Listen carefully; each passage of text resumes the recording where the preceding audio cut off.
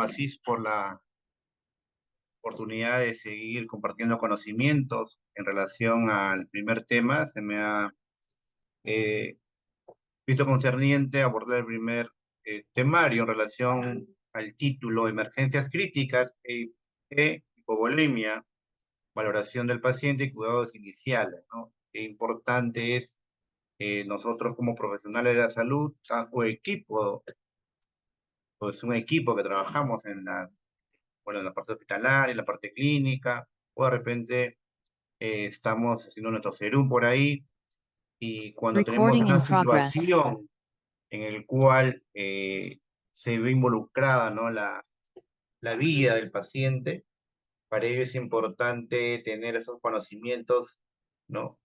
Para que el profesional o aquella persona que está abordando el campo de la salud no pueda brindar todos esos conocimientos y poder actuar de la forma más oportuna y prevenir justo el contexto de todo ello, que el paciente no haga un paro cardiorrespiratorio, ¿no? O identificarlo y sacarlo de ese estado.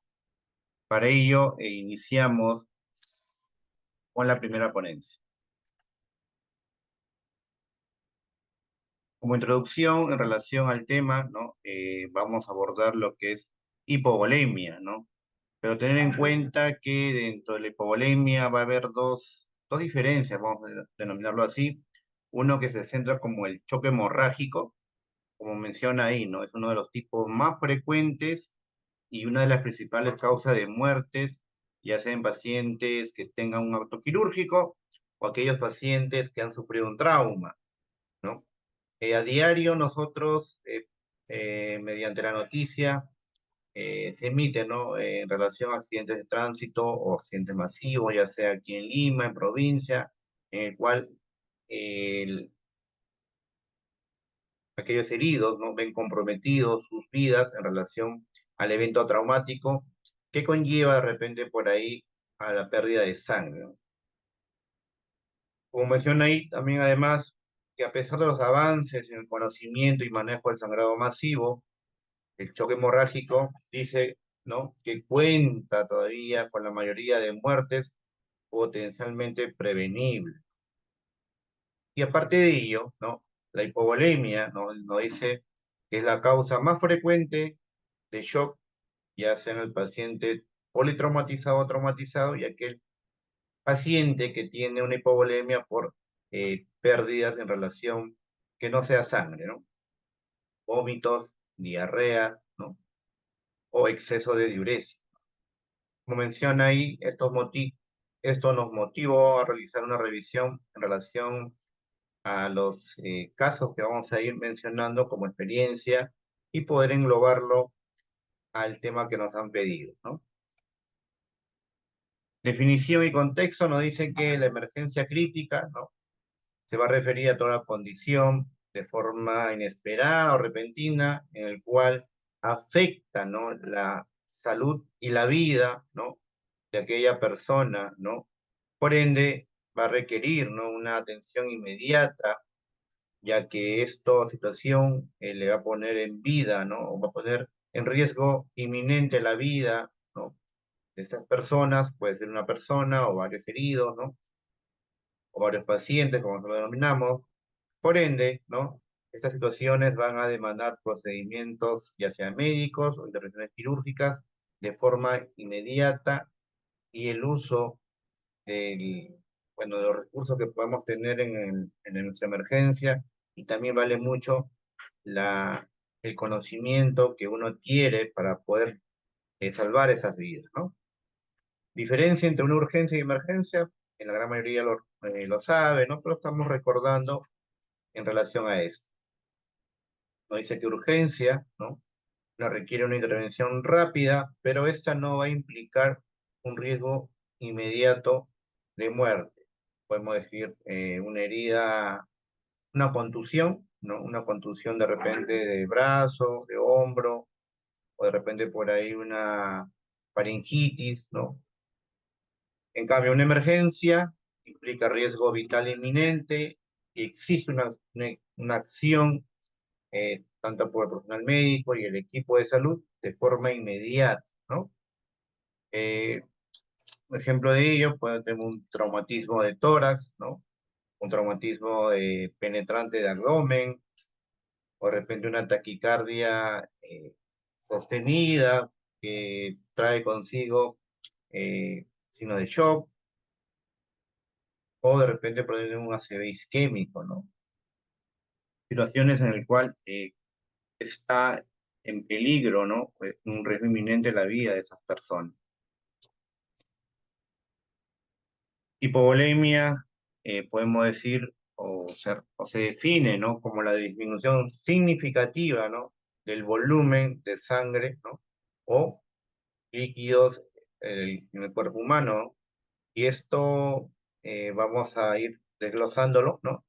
Como cual nos menciona que la disminución de la pérdida de líquido de sangre va a conllevar a un estado de shock, ¿no? Un estado en el cual nuestras células, nuestros tejidos van a comenzar a disfuncionar porque no va a recibir el aporte tanto de nutrientes y energía, ¿no? Glucosa y oxígeno, en otras palabras, ¿no? Y también lo que es el líquido. ¿Cuáles son las principales causas que podemos nosotros mencionar en relación a, a la hipovolemia? Vamos a ver dos grandes grupos, ¿no? Uno de ellos de causas hemorrágicas y las otras de causa no hemorrágica, ¿no? Dentro de las causas hemorrágicas están presentes en relación a los traumatismos que hemos mencionado, de repente por ahí una amputación traumática de una extremidad inferior, ¿no? O compromiso de grandes vasos, de repente en una cirugía se puede traer consigo ciertos riesgos de sangrado, ¿no? O hemorragias tanto internas y externas que le pueden comprometer la vida de estos pacientes. Y las causas no hemorrágicas, que se menciona ahí, aquel paciente que está con demasiados vómitos, pérdida de líquido, ya sea por diarrea, sudoración excesiva, pacientes que sufren quemaduras, ¿no? O de repente aquellas personas con comorbilidades, como los pacientes diabéticos, pueden tener también una cetosis diabética a consecuencia de una mala adherencia al tratamiento, o también puede ser por un cuadro infeccioso, o un paciente con una insuficiencia cardíaca o pacientes renales, pacientes que van a llegar o acuden a las unidades de emergencia. Tenemos igual otro cuadro en el cual nos desglosa lo que hemos estado mencionando, ¿no? Choque hemorrágico o base de la pérdida del componente de la sangre, y shock no hemorrágico, ¿no? Por pérdidas que no sea sangre. Algunas imágenes en relación a lo que hemos estado refiriendo, ¿no? Aquella persona tenemos de repente por una gestante o que el paciente ya sea adulto maduro, pediátrico, que tenga una gastroenteritis, ¿no? Que le condiciona demasiado vómitos, diarreas, en el cual va a hacer que esta persona o este paciente pierda líquidos y se deshidrate, ¿no? Si eso no se compensa o no se trata de solucionar o corregir, el paciente va a llegar a un estado de shock, ¿no? O en la otra imagen, ¿no? Como podemos ver aquí, que lo estoy con el cursor, ¿no? Que es imágenes en relación a, la noticia que se puede dar en forma diaria, interdiaria de accidentes de tránsito, ¿no? Ya sea por colisiones de moto, automóviles, ¿no? O de repente un atropello, en el cual se evidencia aquí, bueno, la imagen, ¿no? Sangrado o fuera un pequeño trayecto de color rojo, ¿no? Que se puede evidenciar que es pérdida de sangre, ¿no? En una gran cantidad. Y esto cuánto influye, ¿no? En el estado de este herido, ¿no? O puede ser que de repente aquel paciente, ya sea adulto o pediátrico, que sufre, ¿no? Una quemadura de gran extensión, sabiendo que la piel, ¿no? Como mecanismo protector de nuestro cuerpo, evita la pérdida de líquido, ¿no? Pero aquí se puede evidenciar ¿no? casi toda la espalda de este paciente pediátrico que es una quemadura, ¿no? Puede evidenciar en la coloración blanquecina, blanquecinas rojas, ictemas, que se puede atribuir a quemadura de segundo grado hasta tercer grado. Mediante esta lesión de la piel se va a perder gran cantidad de líquido.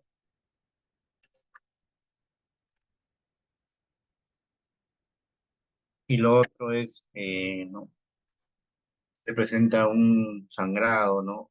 Por lesión, de repente estaba trabajando o cortando X feto, ¿no? Y me lesiono parte de la piel y se lesiona también tanto tendones y vasos sanguíneos, ¿no? Si esto no se controla rápidamente, ¿no? Los pacientes desangran, llegan a un estado de shock, ¿no? Hacen acidosis y pueden entrar a una parada cardiorrespiratoria.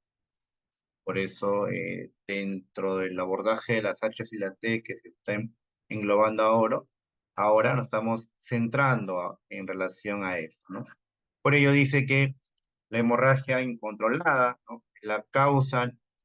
¿No? La causa número uno de aquellas o muertes prevenibles en trauma.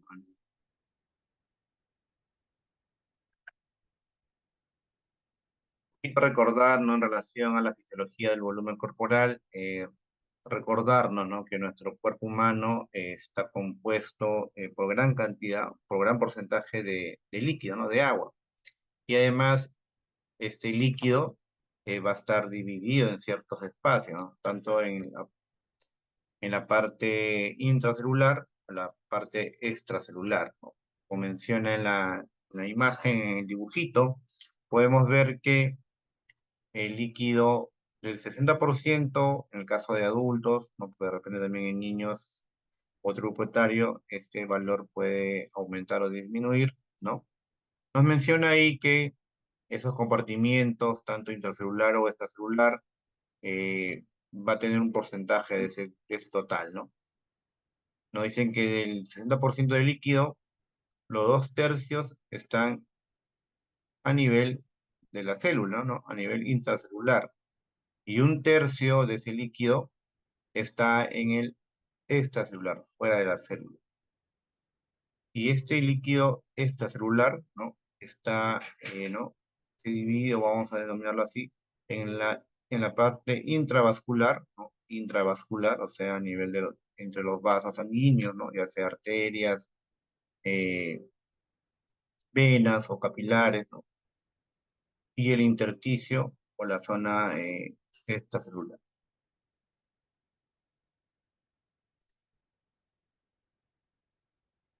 Si hablamos de sangrado, ¿no? O pérdida de sangre, vamos a ver que este porcentaje va a traer consigo que hay una disminución de la sangre, ¿no?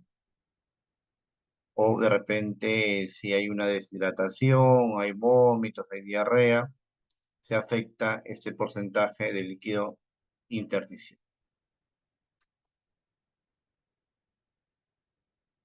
Igual tenemos la imagen propiamente de lo que hemos mencionado, ¿no? Donde aquí hay como un pequeño ejemplo, ¿no? Donde nos dice que el peso corporal, bueno, yo vamos a suponer que yo, James Valet, peso de 70 kilos, ¿no? Y menciona, de acuerdo a la fórmula, ¿no? En mi cuerpo, en mi organismo, hay 42 litros, ¿no? Y este litro o esta cantidad de litros se va a dividir, ¿no? En porcentaje. En el líquido extracelular, un 20%, ¿no? De este total, y el líquido intracelular, un 40%, ¿no?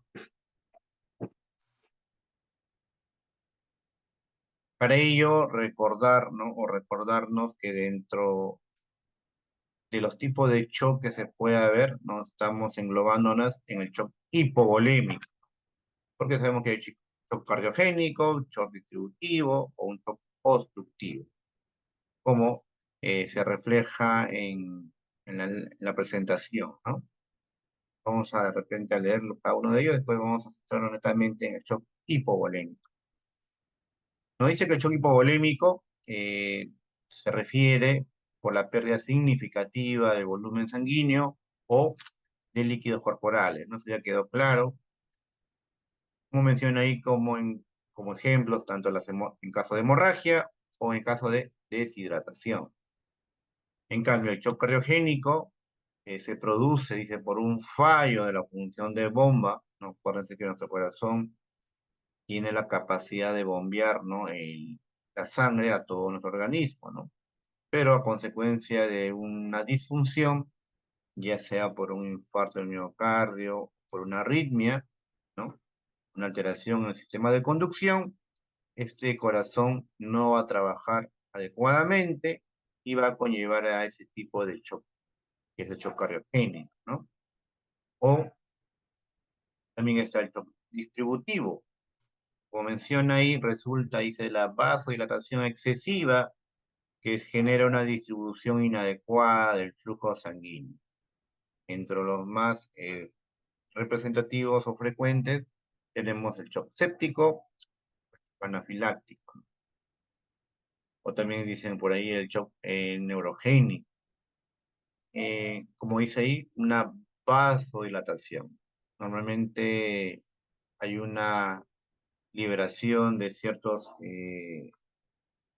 sustancias que van a condicionar que los vasos sanguíneos se dilaten, ¿no? Y al dilatarse conlleva este shock distributivo. Cuando mencionamos shock séptico, específicamente que hay un foco infeccioso, ¿no? Que puede condicionar a este tipo de shock, ya sea un foco respiratorio, un foco digestivo, un foco urinario, un foco dérmico, ¿no? Otro foco que condiciona, ¿no? A que se inicie un cuadro de infección. Y si esto no se trata oportunamente, conlleva un shock séptico. Y el shock obstructivo, como menciona ahí, es porque hay una limitación o hay un impedimento en relación al flujo sanguíneo. En relación, menciona, hay un taponamiento cardíaco, puede haber una trombosis pulmonar, una embolia pulmonar. Shock hipovolémico, como menciona y recordando antes lo que hemos mencionado, viene a ser la pérdida de volumen circundante, o no, el volumen que se encuentra ya sea en el líquido intracelular o en el líquido intersticial. Secundario a la deshidratación o a causa hemorrágica. Como podemos ver aquí en la presentación, nos dice que hay una disminución de la volemia. Esto va a conllevar que también exista una disminución de retorno venoso, ¿no? Ya sea por todo lo que es el retorno venoso de nuestro organismo. Va a conllevar a que ocurra una disminución de la precarga. De la precarga disminuye el gasto cardíaco, va a traer consigo una disminución de la presión arterial media, una hipotensión. También se activan ciertos sistemas de modulación para poder compensar estas disminuciones, ¿no? En el cual va a haber un incremento de la frecuencia cardíaca, se activa el sistema renina-angiotensina, ¿no? Retiene líquido, para poder así incrementar todavía aún el retorno venoso y la resistencia tanto periférica, ¿no? Total, para poder todavía mantener una presión arterial dentro de lo compensatorio. No se logra o se pasa demasiado tiempo, no se corrige, va a haber una disminución de la perfusión tisular y por ende nuestras células van a estar en un estado eh, de muerte, de lisis celular.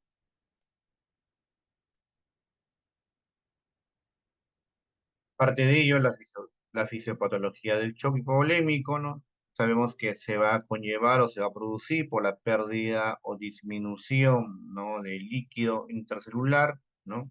Y esta consigo va a traer disminución de la presión arterial, una disminución del flujo sanguíneo, hacia nuestros órganos principales y al ver afectado todo esto va a traer consigo una disminución en la oxigenación de nuestras células y va a conllevar a que exista un cuadro de una falla multiorgánica. Las células comienzan a morir, va a haber estado de acidosis, ¿no?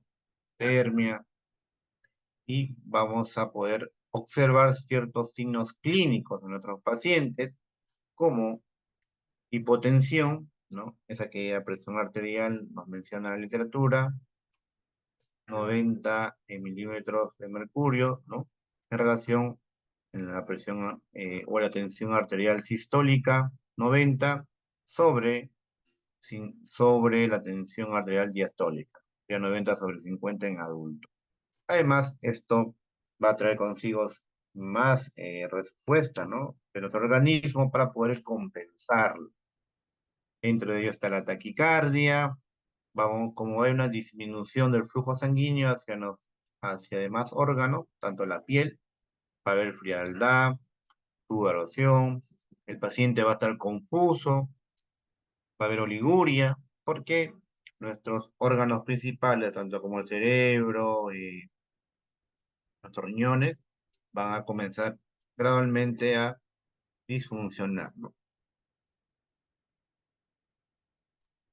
Justo aquí tenemos otra lámina en el cual nos menciona ahí medidas compensatorias, ¿no? En relación al choque hipovolémico. Nos dice medidas compensatorias en el sistema cardiovascular que vamos a observar. Taquicardia, una vasoconstricción arterial y venosa, ¿no?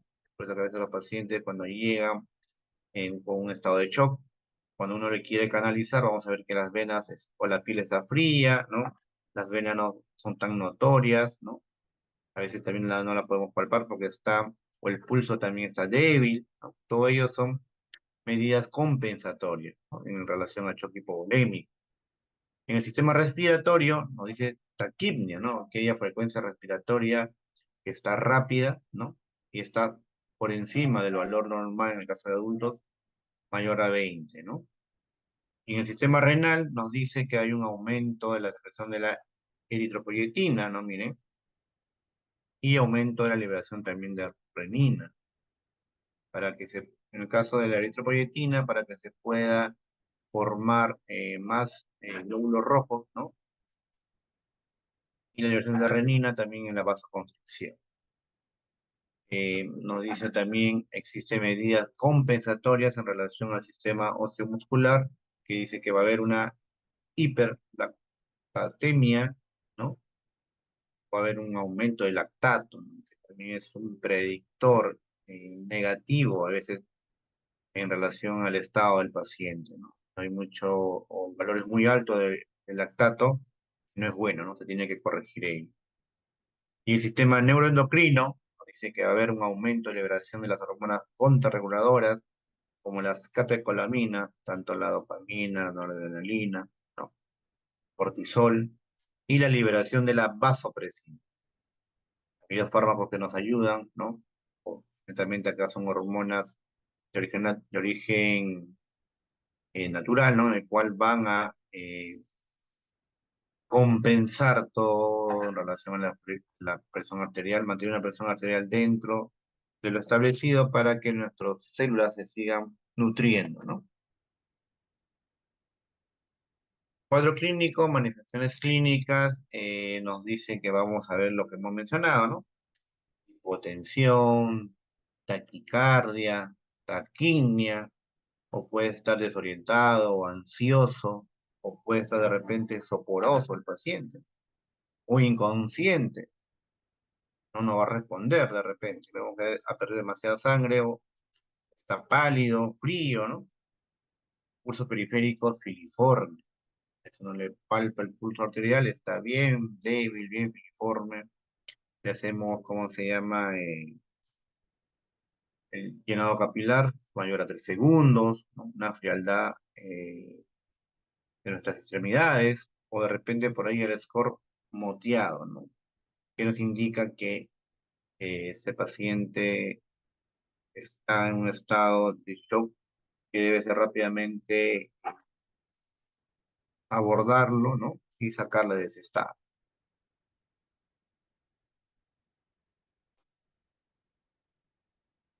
Tenemos una tablita en la cual nos ayuda a nosotros a poder cuantificar, ¿no? En relación a la pérdida de sangre, ¿no? Y esto nos lo da, ¿no? Lo que viene a ser la clasificación en relación al choque hemorrágico en cuatro etapas, o vamos a llamarlo cuatro tipos, ¿no? Aquel que está de repente grado uno, porque ha perdido, ¿no? Solo hasta 150 cc de sangre, ¿no? Que refleja en la volemia, ¿no? Un 15%, y además esta pérdida del 15%, ¿no? Va a traer consigo que haya taquicardia, ¿no? Una frecuencia 100 o de repente 102, 105, ¿no? Todavía la presión arterial va a estar dentro de lo normal, ¿no? Y la respiración también se va a mantener dentro de los parámetros, llamarlo normal, de 14 a 20, en la parte adulta, ¿no? El llenado capilar todavía nos menciona ahí que va a estar dentro de los menor a los 3 segundos, ¿no?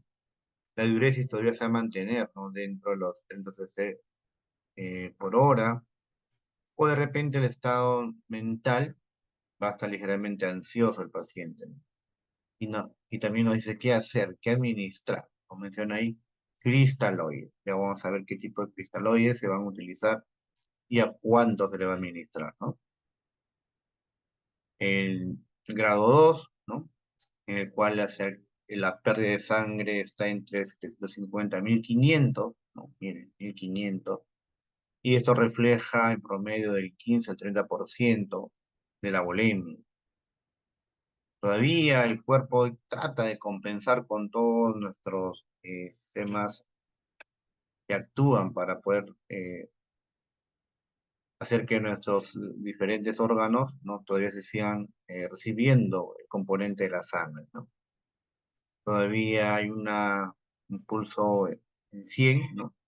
Está taquicárdico, la presión todavía se mantiene dentro de lo normal, puede haber por ahí una disminución diferencial, menciona, ¿no? Pero aquí ya vemos que la parte respiratoria, el componente respiratorio o el patrón respiratorio va a haber afectado, ¿no? Ya está en 20 a 30, ¿no?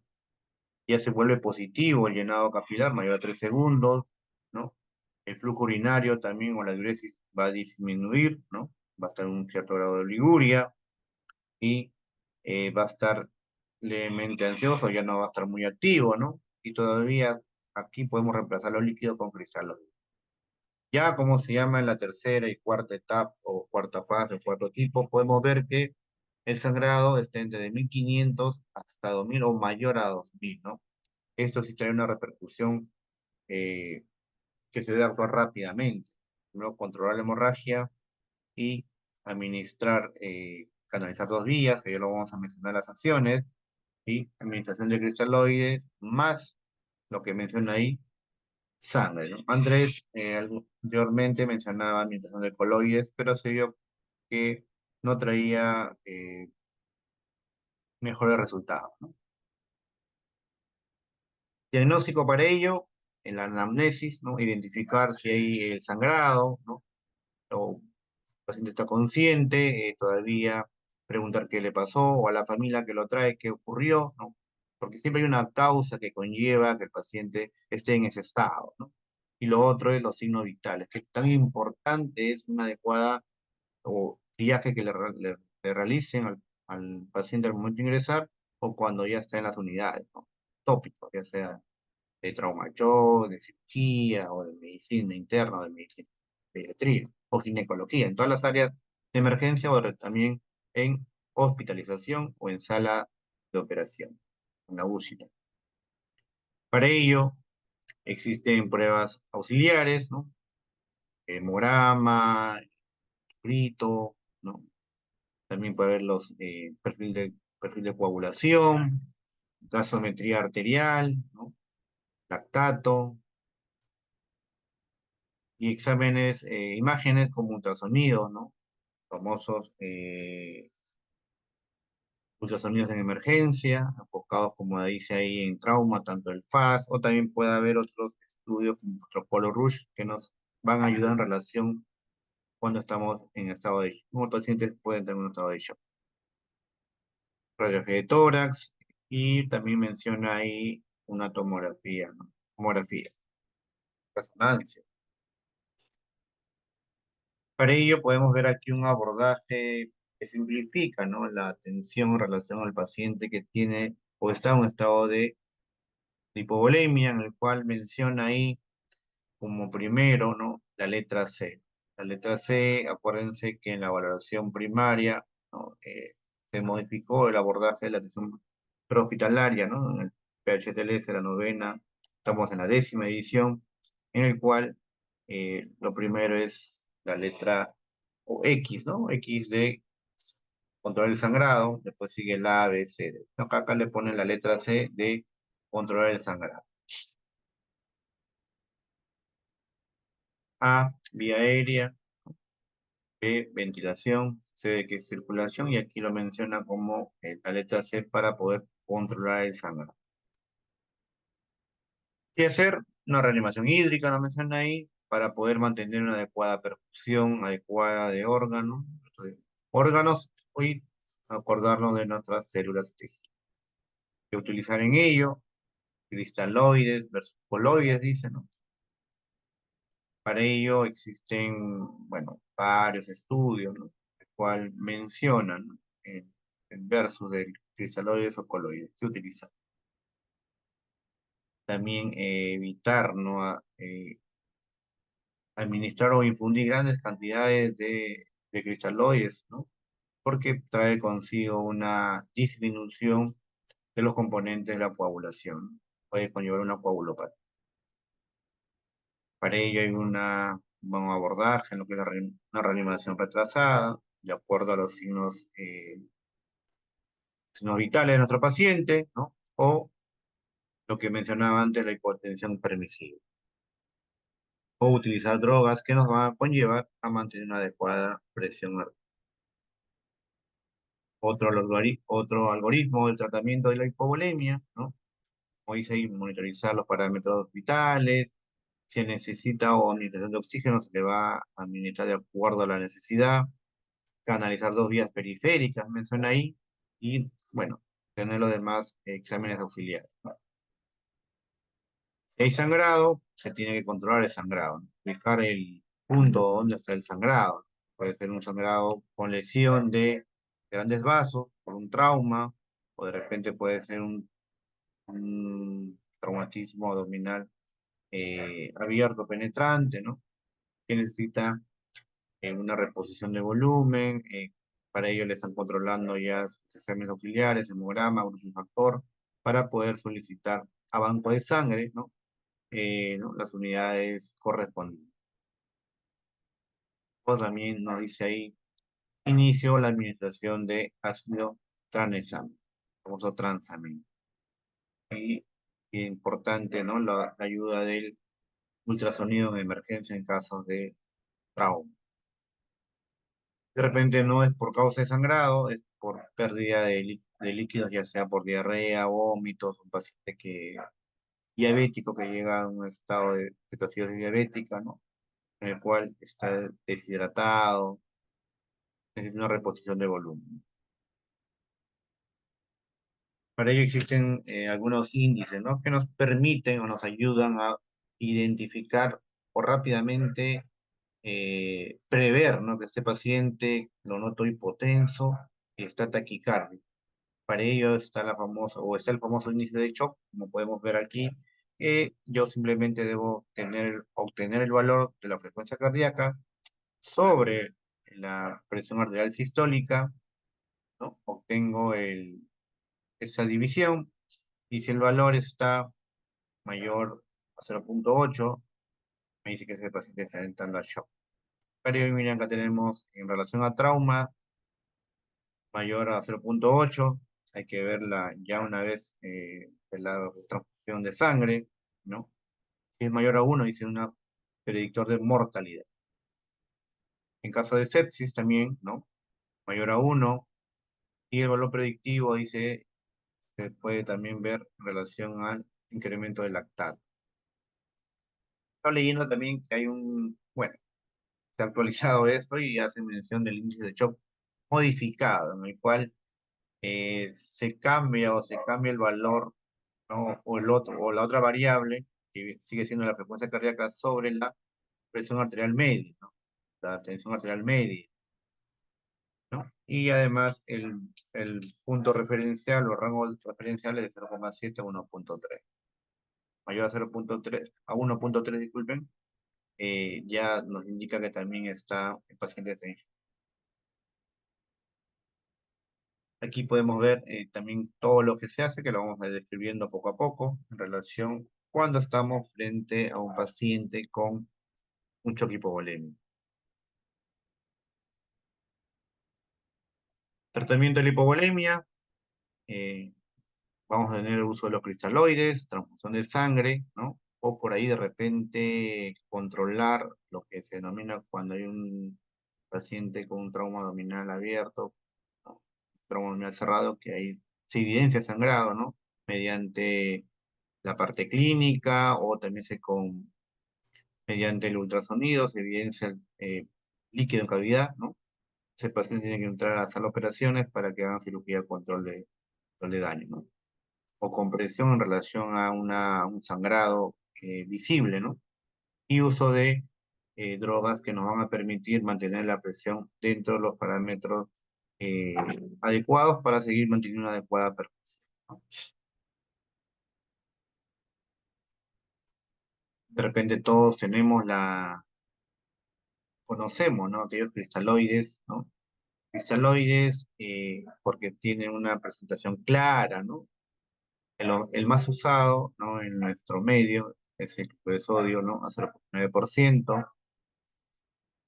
También tenemos las otras cristaloides, pero denominados soluciones balanceadas, ¿no? Como lactato, solución polielectrolítica. Y también pongo la imagen en relación a los coloides, ¿no? Como la gelocusine, Hemacel, ¿no?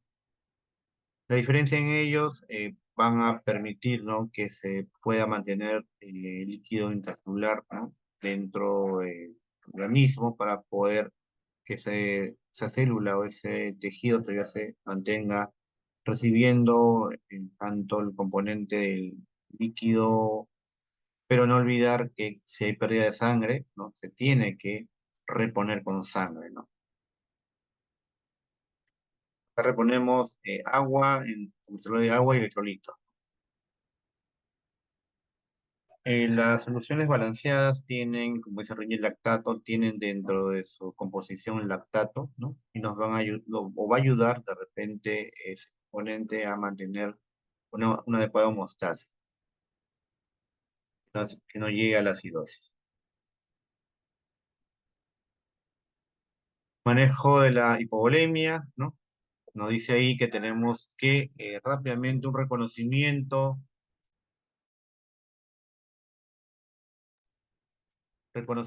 y diagnóstico rápido. Importante tener en cuenta ese concepto, esa intervención, ¿no? Valorar rápidamente signos vitales, cómo llega el paciente, ¿no? Presión arterial, frecuencia cardíaca, frecuencia respiratoria y el estado de conciencia. El examen físico, cómo hacer correr la piel, la urgencia, ¿no? El llenado capilar, o si está todavía, bueno, acompañado por la familia o de repente por el paciente no puede hablar, recabar todos los antecedentes del paciente. ¿Qué medicamento toma? Eh, la última dosis de tratamiento que estuvo haciendo, el famoso SAM. Reposición de volumen, ¿no? Hay una prioridad en relación a poder restaurar ese volumen de sangre que ha perdido la persona, el paciente, ¿no? Por ello, se tiene que canalizar dos vías periféricas, ¿no? Específicamente catéteres gran calibre, ¿no? Como un 18, los 18 puede ser 16, ¿no? En el cual se le va a administrar, de acuerdo a indicación médica, ¿no? Suero fisiológico, suero salino, ¿no? o el trato de Ringier, o de repente por ahí si tienen MAC le van a indicar para MAC. Y si hay una hemorragia activa y muy significante, ¿no? Se debe controlar y se debe solicitar eh, hemoderivados para poder transfundir, tanto glóbulos rojos, el plasma fresco, plaquetas, ¿no? Control de la causa subyacente, ¿no? En el cual vamos a identificar de dónde está perdiendo el volumen, ¿no? Esta persona, este paciente, para poder corregir, ¿no? Controlar y evitar que siga perdiendo líquido, ya sea líquido o sangre esta persona.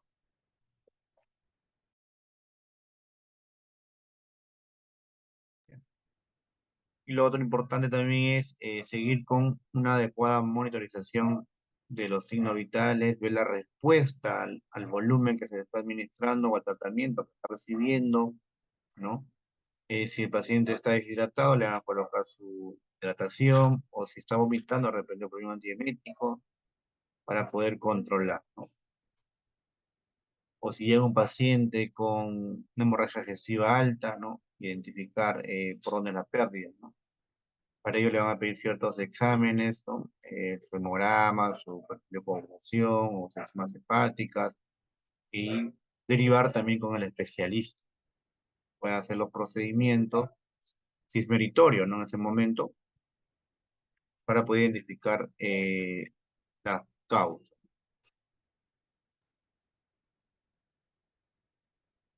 Como conclusión, podemos mencionar ahí que la hipovolemia no es una emergencia crítica, que requiere una adecuada actuación inmediata para poder evitar que el paciente llegue a hacer una parada cardiorrespiratoria. Reconocer los signos tempranos y aplicar los protocolos de manejo, ¿no? Y para poder mejorar la supervivencia de aquellas personas que vienen padeciendo o hayan estado en este estado de hipovolemia, ¿no? Y además es importante el enfoque multidisciplinario, ¿no? En el manejo integral cuando tenemos dos tipos de situaciones, ¿no? Ya sea en cirugía, en medicina o en traumacho, otras unidades.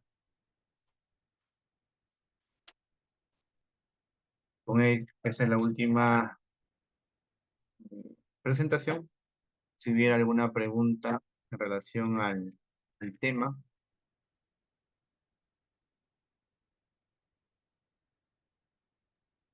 Ok, ¿qué tal? Buenas tardes, queridos participantes. Hemos terminado este primer tema. Ahorita vamos a iniciar con la ronda de preguntas. Pueden levantar la mano para poder cederles el micro o también pueden usar el chat de Zoom para poder interactuar. En unos momentos voy a estar enviando el link de asistencia por el chat de Zoom para que se registren. Vamos a esperar unos minutos, Magister Jens, para poder a ver si hay alguna consulta. Sí, correcto. Vamos a esperar para ver a cualquier duda que tenga.